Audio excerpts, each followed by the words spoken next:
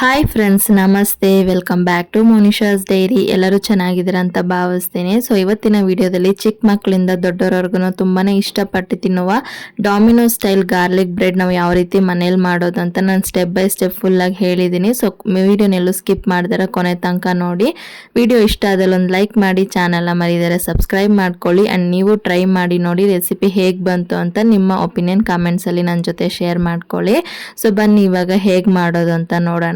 ಈಗ ಒಂದು ಮಿಕ್ಸಿಂಗ್ ಬೌಲ್ಗೆ 1 ಕಪ್ ಅಷ್ಟು ಮೈದಾ ಹಿಟ್ಟನ್ನ ಹಾಕೊಂತಿದ್ದೀನಿ. ಸೊ ನಿಮ್ಗೆ ಕ್ವಾಂಟಿಟಿ ಎಷ್ಟು ಬೇಕು ಅಂತ ನೋಡಿಕೊಂಡು ನೀವು ಜಾಸ್ತಿ ಇಲ್ಲ ಕಮ್ಮಿನ ಹಾಕೋಬಹುದು.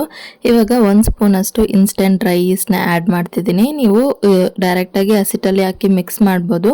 ಇಲ್ಲಾಂದರೆ ಫಸ್ಟೇ ಒಂದು ಬೌಲಲ್ಲಿ ಬೆಚ್ಚಗಿರೋ ನೀರು, 1 ಸ್ಪೂನ್ ಈಸ್ಟು, 1 ಸ್ಪೂನ್ ಸಕ್ಕರೆ ಹಾಕಿ ಫಸ್ಟೇ ಮಿಕ್ಸ್ ಮಾಡಿಟ್ಬಿಟ್ರೆ ಸೊ ಅದನ್ನು 5 to 10 ಮಿನಿಟ್ಸ್ ಹಾಗೆ ಬಿಟ್ಟರೆ ಈಸ್ಟ್ ಬಂದು ಆ್ಯಕ್ಟಿವೇಟ್ ಆಗುತ್ತೆ. ಆ ವಾಟರ್ನ ನೀವು ಮೈದಾ ಹಸಿಟ್ಟಲ್ಲಿ ಹಾಕಿ ಮಿಕ್ಸ್ ಮಾಡ್ಕೋಬೋದು. ಸೊ ಇವಾಗ ನಾನು ಒಂದು 1/2 ಸ್ಪೂನ್ ಅಷ್ಟು ಮಿಕ್ಸ್ಡ್ ಹರ್ಬ್ಸ್ನ ಹಾಕೊಂಡಿದ್ದೀನಿ. ಇವಾಗ ರುಚಿಗೆ ತಕ್ಕಷ್ಟು ಉಪ್ಪು, 1 ಸ್ಪೂನ್ ಅಷ್ಟು ಸಕ್ಕರೆ, ಮತ್ತೆ ಒಂದು ಸ್ವಲ್ಪ ಚಿಲ್ಲಿ ಫ್ಲೇಕ್ಸ್ ಖಾರಕ್ಕೆ ಲೈಟಾಗಿ, ಮತ್ತೆ 1 ಸ್ಪೂನ್ ಅಷ್ಟು ಸಾಫ್ಟ್ ಆಗಿರೋ ಬಟರ್ ಇಲ್ಲಾಂದರೆ ಆಯಿಲ್ ಕೂಡ ಆ್ಯಡ್ ಮಾಡಿಕೊಂಡು ಸೊ ಇವಷ್ಟನ್ನು ಚೆನ್ನಾಗಿ ಮಿಕ್ಸ್ ಆಗೋವರೆಗೂ ಫಸ್ಟು ನಾವು ವಾಟರ್ ಆ್ಯಡ್ ಮಾಡಿದ್ರೆ ಚೆನ್ನಾಗಿ ಮಿಕ್ಸ್ ಮಾಡಿಬಿಟ್ಕೊಳ್ಳಿ. ಸೊ ಅದಾದಮೇಲೆ ಬೆಚ್ಚಗಿರುವಂಥ ನೀರು, ತುಂಬ ಬಿಸಿನೂ ಇರಬಾರ್ದು, ತುಂಬ ತಣ್ಣಗೂ ಇರಬಾರ್ದು, ಬೆಚ್ಚಗಿರುವಂಥ ನೀರನ್ನ ಸ್ವಲ್ಪನೇ ಹಾಕ್ತಾ ಚಪಾತಿ ಹಸಿಡ್ತಾರ ನೀಟಾಗಿ ಫಸ್ಟ್ ಕಲಿಸ್ಕೊಳ್ಳಿ. ಆ ನಂತರ ಒಂದು ಕೌಂಟರ್ ಟಾಪ್ಗೆ ಟ್ರಾನ್ಸ್ಫರ್ ಮಾಡಿಬಿಟ್ಟು ಚೆನ್ನಾಗಿ ಒಂದು 10 ನಿಮಿಷ ನೀವು ಮಿಕ್ಸ್ ಮಾಡ್ತಾ ಬರಬೇಕು. ಸೊ ಸ್ಟಾರ್ಟಿಂಗಲ್ಲಿ ನಿಮಗೆ ಸ್ವಲ್ಪ ಸ್ಟಿಕ್ಕಿ ಆಗಿದ್ರೆ ನೀವು ಚೆನ್ನಾಗಿ ಮಿಕ್ಸ್ ಮಾಡ್ತಾ ನಿಮಗೆ ನಾನ್ ಸ್ಟಿಕ್ಕಿ ಡೋ ಬಂದ್ಬಿಡುತ್ತೆ. ಇವಾಗ ಇದನ್ನು ಮತ್ತೆ ಅದೇ ಬೌಲಲ್ಲಿಟ್ಟು ಮೇಲೆ ಡ್ರೈ ಆಗದೆ ಇರೋ ಹತ್ತಿರ ಎತ್ತಿ ಆಯಿಲ್ನ ಅಪ್ಲೈ ಮಾಡಿ ಸ್ವಲ್ಪ ಕೂಡ ಹೇರ್ ಹೋಗದೆ ಇರೋ ಥರ ಕ್ಲೋಸ್ ಮಾಡಿ ಬಿಟ್ಬಿಡಿ. 1 to 2 ಅವರ್ಸಲ್ಲಿ ನಿಮಗೆ ಆಸಿಡ್ ಬಂದು ಡಬಲ್ ಆಗಿ ಬರುತ್ತೆ. ಸೊ ಟೆಂಪರೇಚರ್ ಮೇಲೇನು ಡಿಪೆಂಡ್ ಆಗುತ್ತೆ. ಸೊ ಇವಾಗ ನಾವು ಬಂದು ಬಟರ್ನ ರೆಡಿ ಮಾಡ್ಕೊಳ್ಳೋಣ. ನಾನು ಬಂದು ರೂಮ್ ಟೆಂಪರೇಚರ್ ಅನ್ಸಾಲ್ಟೆಡ್ ಬಟರ್ನ ತಗೊಂಡಿದ್ದೀನಿ. ಈಗ ಬಟರಲ್ಲಿ ನಿಮಗೆ ಫ್ಲೇವರ್ಗೆ ಎಷ್ಟು ಗಾರ್ಲಿಕ್ ಬೇಕೋ ಅಷ್ಟನ್ನ ನೀವು ಚಿಕ್ಕದಾಗಿ ಕಟ್ ಮಾಡಿ ಆ್ಯಡ್ ಮಾಡ್ಕೋಬೋದು. ನಾನು ಇಲ್ಲಿ ಬಂದು ತುರಿದು ಆ್ಯಡ್ ಮಾಡ್ಕೊತಾ ಇದ್ದೀನಿ.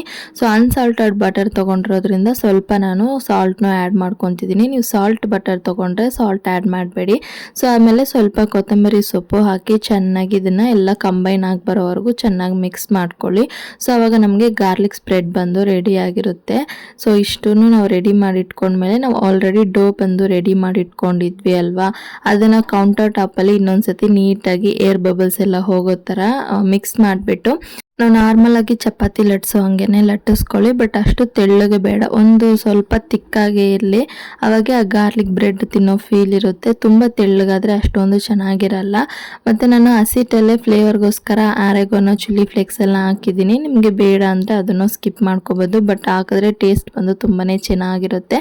ಸೊ ಈ ರೀತಿ ಒಂದು ಲಟ್ಟಿಸ್ಕೊಂಡ್ಮೇಲೆ ನಾವು ರೆಡಿ ಮಾಡಿ ಇಟ್ಕೊಂಡಿರೋ ಬಟರ್ನ ಫುಲ್ಲು ಒಂಚೂರು ಗ್ಯಾಪ್ ಇಲ್ದಂಗೆ ಎಲ್ಲ ಸೈಡು ಕವರ್ ಆಗೋವರೆಗೂ ನೀಟಾಗಿ ಸ್ಪ್ರೆಡ್ ಮಾಡಿ ಬಿಟ್ಕೊಳ್ಳಿ. ಇವಾಗ ಅದರಲ್ಲಿ ಸ್ಟಫಿಂಗ್ ಬಂದು ನಮ್ಮ ಚಾಯ್ಸು. ಸೊ ನಿಮ್ಗೆ ಇಷ್ಟ ಇದ್ರೆ ಸ್ಟಫಿಂಗ್ನ ಯಾವುದಾದ್ರೂ ವೆಜಿಸ್ ಹಾಕೋಬಹುದು, ಇಲ್ಲ ಅಂತ ಹೇಳಿದ್ರೆ ಜಸ್ಟ್ ನೀವು ಚೀಸ್ ಮಾತ್ರ ಹಾಕಿನೂ ಸ್ಟಫಿಂಗ್ ಇಟ್ಕೋಬಹುದು.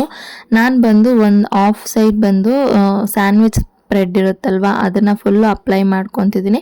ನೀವು ಕೆಚಪ್ ಆದರೂ ಅಪ್ಲೈ ಮಾಡ್ಕೋಬೋದು. ಇವಾಗ ಅದ್ರ ಮೇಲೆ ಫುಲ್ಲು ಒಂದು ರೌಂಡ್ ಚೀಸ್ನ ತುರಿದು ಬಿಟ್ಕೊಳ್ಳಿ. ಒಂದು ಆಫ್ ಮಾತ್ರ ಈ ಥರ ಫಿಲ್ ಮಾಡ್ಕೊಳ್ಳಿ, ಇನ್ನೊಂದು ಆಫ್ ಬಂದು ನಾವು ಮೇಲೆ ಕವರ್ ಮಾಡ್ತೀವಲ್ವ, ಸೊ ಅದಕ್ಕೋಸ್ಕರ ನಾನು ಆ ಕಡೆ ಏನೋ ಸ್ಪ್ರೆಡ್ ಆಗಲಿ ಚೀಸ್ ಆದರೆ ಹಾಕ್ಕೊಂಡಿಲ್ಲ.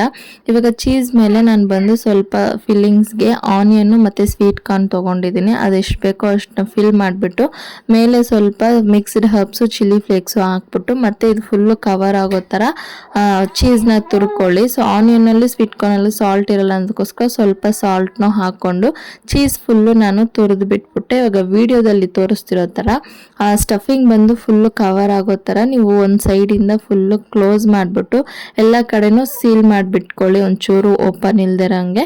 ಇವಾಗ ಒಂದು ಪ್ಲೇಟ್ಗೆ ಆಯಿಲ್ ಗ್ರೀಸ್ ಮಾಡಿಬಿಟ್ಟು ನಾವು ರೆಡಿ ಮಾಡಿ ಇಟ್ಕೊಂಡಿರುವಂಥ ಗಾರ್ಲಿಕ್ ಬ್ರೆಡ್ನ ಅದರಲ್ಲಿ ಇಟ್ಬಿಟ್ಟು ಮೇಲೆ ಬಂದು ಬಟರ್ ನಾವು ರೆಡಿ ಮಾಡಿದ್ದೀವಲ್ವ ಅದನ್ನೇ ಇನ್ನೂ ಸ್ವಲ್ಪ ಸ್ಪ್ರೆಡ್ ಮಾಡಿಬಿಟ್ಟು ಪ್ರೀ ಹೀಟ್ ಮಾಡ್ಕೊಂಡಿರುವಂಥ ಬಾಣಲಿ ಆಗಲಿ ಇಲ್ಲಾಂದರೆ ಕುಕ್ಕರಲ್ಲಿ ಇಟ್ಬಿಟ್ಟು 30 to 40 ಮಿನಿಟ್ಸ್ ನೀವು ಬೇಕ್ ಮಾಡಿ ತೆಗೆದ್ರೆ ಟೇಸ್ಟಿ ಆಗಿರುವಂಥ ಗಾರ್ಲಿಕ್ ಬ್ರೆಡ್ ರೆಡಿ ಆಗಿರುತ್ತೆ.